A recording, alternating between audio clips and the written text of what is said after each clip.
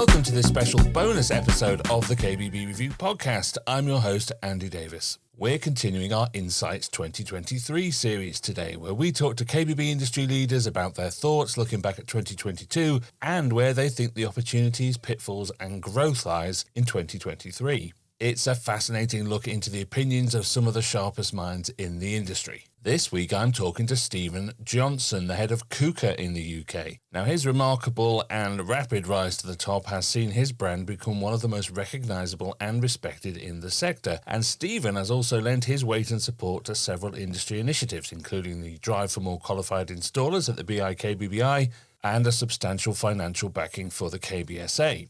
So, we'll find out what he thinks 2023 has in store for Kuka and how he sees it playing out for the industry as a whole. But first, make sure you don't miss any other episodes in this special series or indeed any episodes of the normal KBB Review podcast by following us in your podcast app of choice. You can find us in Apple Podcasts, Spotify, or quite frankly, anywhere else you can get podcasts. And you can do that by simply searching KBB Review, all one word. And you know what? While you're there, you might as well give us a nice rating and review too, as it really does encourage others to give us a go. So joining me now, as promised, we have Stephen Johnson from Kuka. Hello, Stephen. How are you, sir? I'm very well, Andrew. Thank you for having me. I hope you're okay. I'm very well, thank you. Always good to hear from you. Now, look, let's jump straight in. You're a very busy man. Let's jump straight in by getting your assessment of where we are now as 2022 draws to a close. Before we look ahead, where is Kuka and where is this industry here and now as you see it? I think coming out of COVID and Brexit, we felt that 2022 would be a different kind of year. We really didn't know what to expect. I think we were all fortunate as an industry to benefit from the increase of demand that came with COVID. I think that brought some pressures. However, I think nobody predicted what would follow, and what followed was shortages, wars, and I think it's been a really challenging market and put lots of pressure between manufacturers and their customers, the retailers. And I think it's been very challenging. But that aside, we're still seeing significant interest in the sector. Our growth levels are in line with 2019. So, yeah, really challenging year, but optimistic that there is business to be had and business to be done. Well, let's carry on with that then and look into the next 12 months. Because, you know, we can see the bad news. There's so much uncertainty floating about. You're an influential guy. Kuka certainly is a brand that everyone takes notice of. So how do you see 2023 playing out? Really interesting, actually. I've reflected on this a lot throughout my life in this industry. I think we've always been faced with challenges. The financial crisis of 2007, 8, the recession, Brexit, COVID. And interestingly, cost of living brings another challenge. But for me, it affects a particular sector of the society. And I think it hits people most who are on lower income. So I think it's a real concern. But again, when I look at the cost of living crisis, the attention of the consumers being switched to sustainable products, invest in products that will save you energy, water, invest in quality products. I think, we've got a cost of living crisis, but that's brought benefits. And again, I look at the drive for sustainability, which is pushing people to spend more on better products. So really difficult market we perceive. However, absolutely fantastic opportunities. But I'm obviously also very conscious and really concerned about, the lower sector of the economy and your staff, your salary staff that are mid-range. I think they're having a really tough time. So I think as a brand, we see positivity if we present our message well, but we also see it as a period where, we have to invest in our employees, care for them, look after them, and make sure their well-being and welfare is really tip-top in this challenging time. It's really interesting, isn't it, when you put that timeline of crises one after the other like that. We're waiting for normality to come back, but it hasn't been around for years. I always keep joking that we better build into your budget some kind of contingency for killer robots from the future in case one of us turns out to be the leader of the resistance. It's the confusion, uncertainty is almost the normality now, isn't it? Always. I look at the period with Brexit, and when Brexit actually happened in December 2021, people said to me, wow, what are you going to do? And I said, well, to be quite honest with you, the Brexit problem affected me as soon as we decided that we would leave the EU because the currency collapsed. So for 3 years leading up to the Brexit shambles that is and remains we were under really significant price pressure because of the exchange rate. So you're correct that in all my life in this industry, there's always been a crisis. And you touched on it really early on that strangely in these markets, we always seem to benefit. And I'm hopeful that that will be the case. Well, look, you mentioned opportunities there. So where do you think those opportunities are? Because it's easy to focus on sort of battening down the hatches when this kind of stuff is going on. But there's always a chance to grow your share of something somewhere. So if you're a retailer, where would you be looking? What would you be focusing on?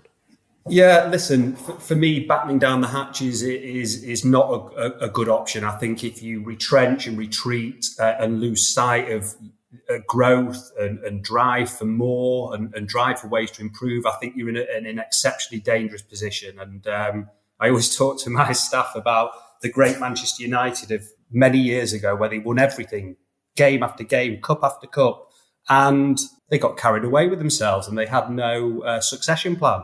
And I think you look at that club now, having all the successes in the world, having worked really hard, created a youth team, you now look at them and they're nothing like they used to be. So for me, it's about continuing to look to grow, drive your business. And the cost of living crisis has brought a significant opportunity for us. There is a massive focus on sustainability and the government, all bodies urging people to invest in energy efficient, water saving, better quality products so it lasts. So I think for me as an industry, we can look at the positives that come out of this. There is a huge awareness on sustainability, which is driving customers to look at different products and they have an interest in it. So I think really, really positive, and we there see an opportunity for growth.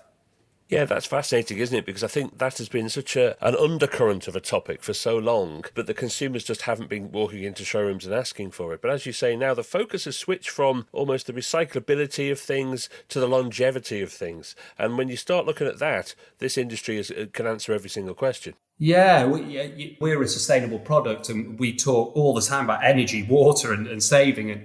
And really, it was really challenging to engage customers and get them to understand it. But now they come asking us the question. So, really, really positive. And I hope as an industry, we can find a way to present a sustainability message that customers understand. So when we talk about sustainability, I think it can become a very challenging topic when we talk about emissions and global warming and ice plains disappearing. I think for the average man, lady in the street, that's so far removed that they don't know what to do or how to deal with that. So for me as an industry, we need to simplify sustainability and talk to customers, consumers in a way that is meaningful for them. So by selling them appliances that are energy efficient, water saving, by selling them materials that will last and explaining to them the benefits and the cost savings. Because for me, sustainability almost always equals a saving of some sort.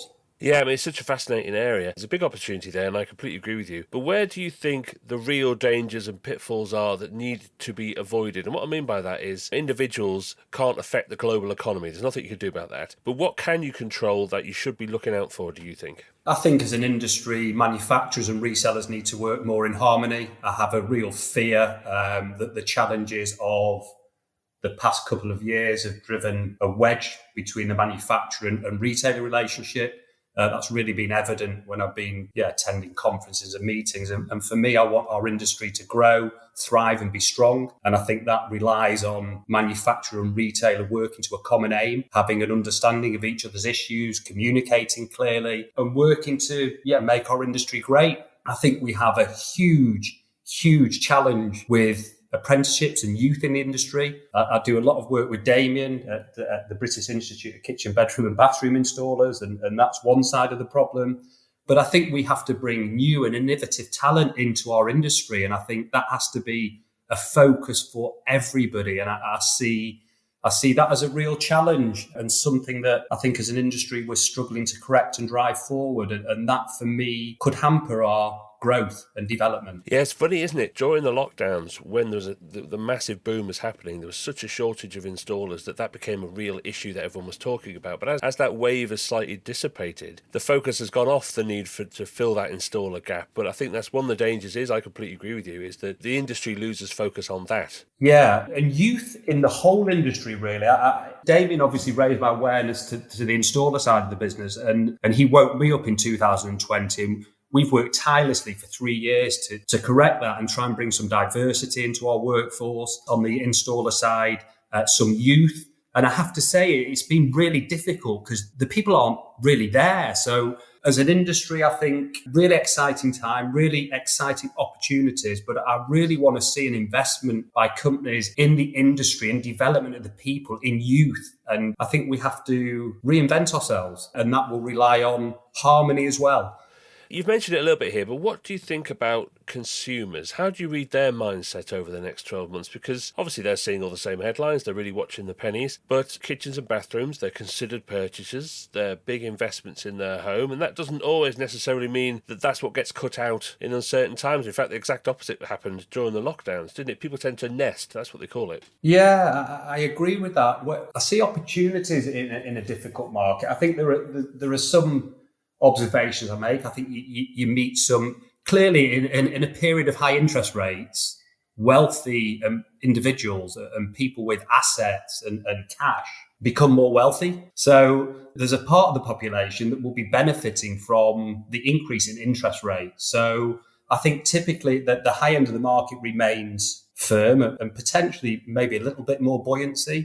And I look at my tap as a product that could make somebody more sustainable. The challenge is the entry cost for somebody buying my product. So if you have to pay £1,000 for a tap, if you are a person of some means and you can afford to do that, then you access the benefits of saving the energy and the water. So I think promoting to that audience, and I think we'll see a growth in those type of clients investing in products that save energy and water. I'm unclear on whether the lower end of the market might potentially suffer, because I think those are the individuals that are most affected by the cost of living crisis. But I think there might be also a shift from certain wealthy clients that invested in expensive kitchens. They might just hone that down a little bit and may go and buy their kitchen from more of the mid-market. So I think there'll be some segment shifts. I think there'll be more focus on sustainable appliances. And I think that presents us all with a really good opportunity. And I think that there's going to be investment in the housing market. I think we're short of housing. You look at the trajectory of new builds, I think there's going to be some buoyancy there. So for me, that's where I would see our focus. So let's talk about Kuka specifically now, because you've always got lots of stuff going on, lots of big initiatives, big growth for you in 2022. Where are you investing and where are you planning to grow in 2023? Because you've always got one eye on the future. We've opened in Ireland, in the process of fitting out an office and facility there for the south of Ireland, which was as a consequence of Brexit. So we've put a firm base in Ireland. We've recruited. We have a 17-strong team there. Been struck by material shortages and delays in my own fit out. So I've felt the pain firsthand of building materials coming late. But yeah, we're due to complete on that in the next week. We had operations across the country. We had an office in Brentwood. We had some facilities in the Netherlands, and we had an office in Manchester. What we have decided to do as the brand has grown is bring everybody under one roof. So during the back end of this year, we will be enlarging our Manchester premises, and we will have one super head office heritage facility in the centre of Manchester. So we're expanding that facility, which will be ready to go in May of next year. So we have another fit out there. And we have a focus on the engineering side of the business, and we are launching a apprentice scheme where we're going to team up all our engineers with a youth member, and they will look to guide those individuals to be Kuka installers of the future. So we have a significant project with our engineering team, and we are very focused on continuing the work with the BiKBBI. There's some really serious challenges there that we mentioned, and we're invested in that again with Damien this year. And we're really at a critical stage with that, where we have to see other corporates help and take apprentices on, or we're in danger of failing with that. And we are also working very closely with the KBSA. I think there's a real need for the industry to develop a strong voice, some unity, some harmony. I really want to see a really thriving industry and thriving industry bodies. And I think we've got a lot of work to do to start to see our industry move in that way. So for me, the hope is in 2023 that we can continue to grow the Kuka brand, which we will do, ensure we offer a world-class service. And I'm really focused on working hard with the KBSA and the BiKBBI to make those stronger industry bodies, because I think they can be really valuable for us all. That would be a very nice present for all of us this Christmas, wouldn't it? So look, Stephen, thank you so much for your time. It's always so fascinating to talk to you. And if I don't see you before, have a great Christmas and New Year. And you, thank you very much, Andrew. You take care. Really good to speak to you again.